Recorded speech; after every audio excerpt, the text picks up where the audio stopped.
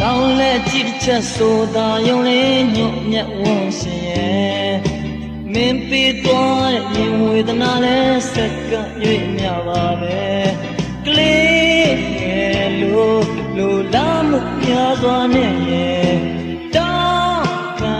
သူကိုချစ်ချမ်းဖက်ဖြစ်စေတနာတရားတော့ညခဲ့ပါ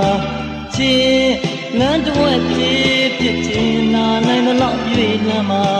ချစ်ပန်းတစ်ဝက်ဖြစ်တွေ့တာနိုင်တဲ့လောက်ဆုံးနေပါနာနဲ့မနာပွားနဲ့မနာနှလုံးသားနဲ့နာတော့ပါပြောလဲပါဟောခဲ့ပါချစ်တရားဥဒ္ဓပုဒ်နာလို့မှာတွေးများစွာပေးထားကရှုံးတဲ့အတွက်မရေရာဒီမှာ